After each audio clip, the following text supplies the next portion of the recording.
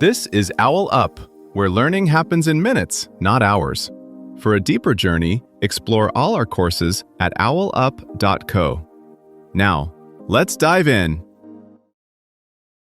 Your teen's brain is being remodeled faster than any time since infancy, while they're also making the biggest decisions of their life. One moment they're slamming a door, the next they're comforting a friend.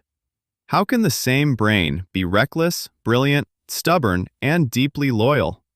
You're not just parenting your teen, you're also, in a way, parenting their brain. And that brain is glued to a device designed by thousands of adults whose full-time job is to keep your child's attention. While you're arguing about chores and curfews, billion-dollar platforms are quietly learning exactly which sounds, faces, and clips make your teen's thumb twitch just one more time. Here's the twist. The same neural changes that make your teen vulnerable to constant pings and scrolls also make this stage incredibly powerful for shaping values, self-control, and identity. Technology isn't just distracting them, it's actively participating in wiring their habits and worldview. In this episode, we're going to decode what's happening in their head when they're online, so you can respond with strategy, not just frustration. Your teen's phone isn't just a screen. It's a customized lab that runs nonstop experiments on what grabs their attention so it can feed them more of it. Every like, pause, and replay trains the system and trains your teen. Under the surface, apps are sorting. This joke lands. That sound spikes arousal. This creator makes them stay. The result is a digital environment tuned perfectly to their sensitivities, especially to peers and social status. To parent effectively here, you need to see not just what they're doing online, but what their online world is quietly teaching their brain to want. Here's the part we rarely say out loud. Your teen isn't just using their phone. Their phone is co-writing the operating manual for how their brain handles boredom, stress, and social tension. And the code gets written in tiny, repeat moments. Scroll, tingle, scroll. Notification, check, sigh. Post, refresh, wait. Neuroscientists talk about reward prediction errors, those microjolts when something is better or worse than expected. Apps live off this.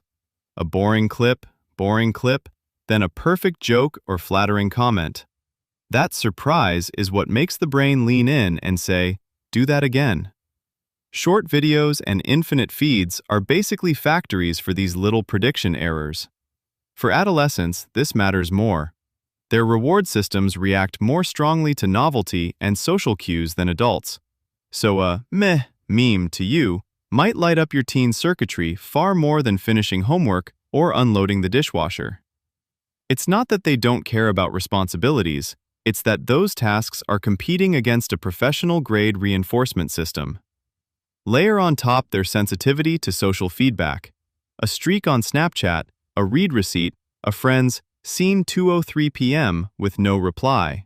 This isn't trivial drama to their brain. It's input about belonging, status, safety in the group. That's partly why "just turn it off" can feel, to them, like step outside the village alone at night. Sleep is another place this shows up. Late-night scrolling isn't only about defiance or laziness. Bright light hits receptors that tell the brain, "Stay awake." Fast, emotional content spikes arousal. Now try to switch straight from that to deep rest. Chronic short sleep then worsens impulse control and mood, which makes quick hits of entertainment even more tempting. It's a loop, not a single bad choice. Here's the hopeful piece. The same plasticity that makes these loops sticky also makes them changeable. When teens repeatedly experience small wins from non-digital rewards, mastering a skill, earning real-world trust, feeling competent, the brain tags those experiences as worth seeking again, too.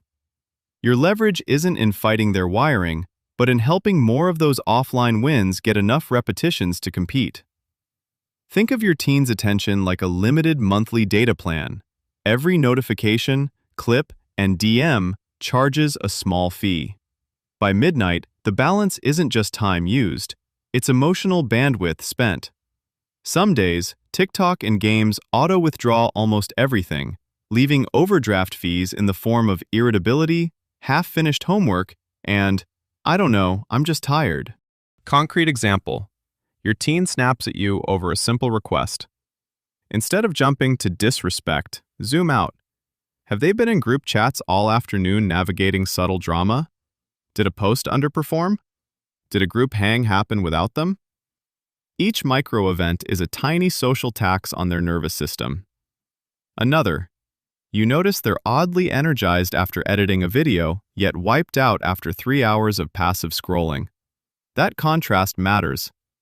Active creation, problem-solving, or collaborating with a friend often leaves their mind clearer than endless consuming, because their brain is spending effort on building something, not constantly switching lanes. Your job isn't to ban all spending, but to notice where their daily budget is going. By the time today's middle schoolers hit college, mental fitness tools may be as normal as braces. Expect wearables that flag rising stress before an outburst, therapy chats woven into games, and school dashboards that track well-being like attendance. That's powerful, and a bit unsettling. Your role shifts from gatekeeper to guide, helping your teen question, "Does this tool help me grow or just keep me scrolling?" Your challenge this week. When your teen brings you a problem, friend drama, a grade slip, or a late-night spiral, resist the urge to fix or lecture. Instead, run a 3-step experiment. 1. Name what you see. You seem really wired, tired, amped right now. 2. Ask one curious question. What do you think your brain is craving in this moment? Escape? Reassurance? A win? 3. Offer a menu of 2 small next steps, both acceptable to you. For example, 10-minute walk with me or 10 minutes to write it out, then we talk? Notice which choices they make when you treat them like a partner, not a problem.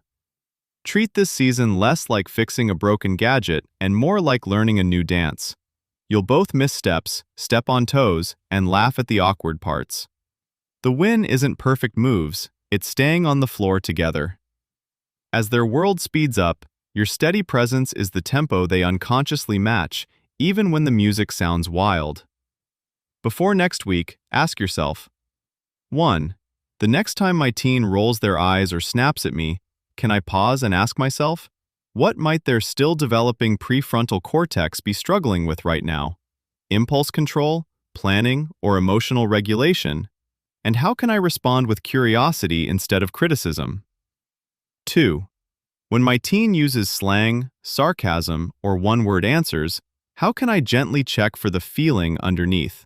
Stress, embarrassment, social pressure, by saying something like, "Hey, I'm hearing you say, is it more like you're feeling, or something else?" 3. In a calm moment this week, how can I invite my teen into a brain-based conversation?